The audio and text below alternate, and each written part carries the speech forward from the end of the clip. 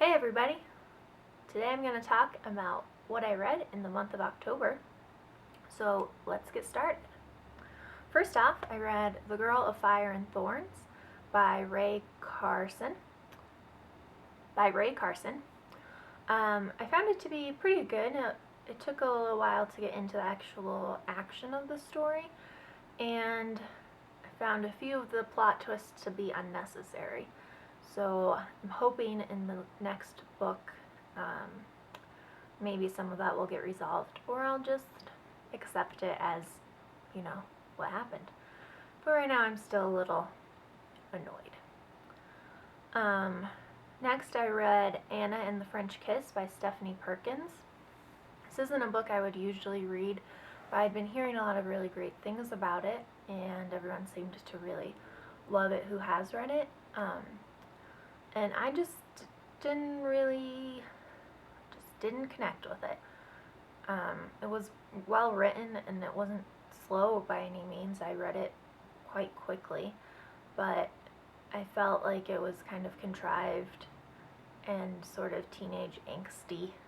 It's too angsty for me. I just don't really appreciate that level of angst anymore.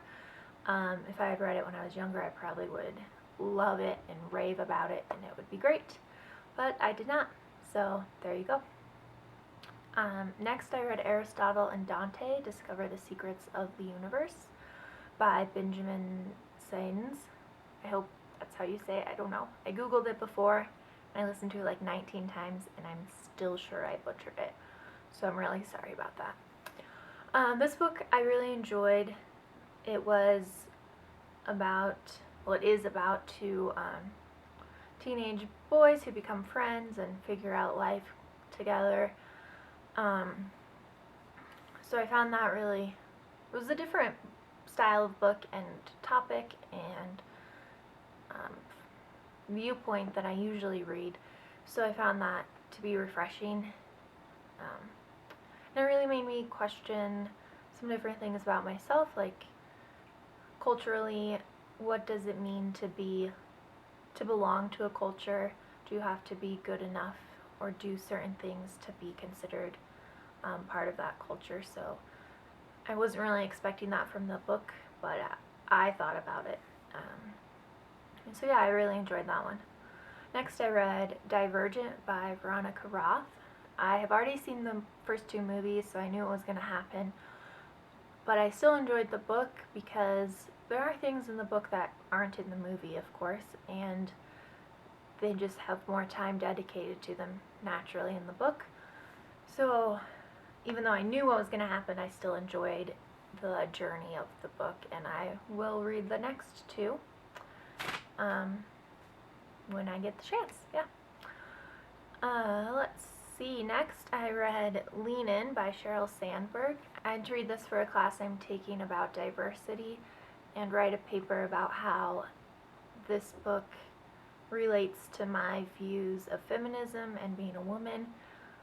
And I found it to be a little bit grating at times. She conveys her message quite nicely, but I felt like it was maybe not exactly for me. At this point in my life, I'm not a woman in power. I don't plan to be in the business world, so I doubt I'll ever achieve some corporate CEO leadership role. So taking the message she had that women are important in business and in the workplace was a little bit challenging to apply to my life and the job I plan to have, because I won't be able to hire a nanny. I won't be able to have outside help because I won't earn the amount she was and is earning. So while I appreciated the importance of the message, it didn't really fit completely with myself, so I found that a little bit challenging to work past and through. And I'm sure that has more to do with myself than what she wrote in the book. So it is pretty good, and if you're looking for something to read in that genre, I would recommend it still. Next I read Never Say Spy by Diane Hinders. This was just a quick read for me. I enjoy sort of the mystery spy novels, especially if there's a woman as the lead character. I find them more relatable, and usually they're a bit more humorous than when there's males as lead character. Although, since I don't read a lot of those ones, I'm not sure if that's true or not. So tell me down below if you totally disagree with me or not. Finally, I read The House on Mango Street by Sandra Cisneros. This also only took probably 2 hours to read. I had to read it for that same class and write a paper again about how I viewed a different culture than my own and what I learned from the book. It was pretty easy to read. It's practically poetry, but not quite, so that's nice. The flow is pretty easy to get into, and I really enjoyed it overall. So that's what I read in the month of October, and hopefully I'll have a list of what I want to read in the month of November coming up, and otherwise I will see you next time.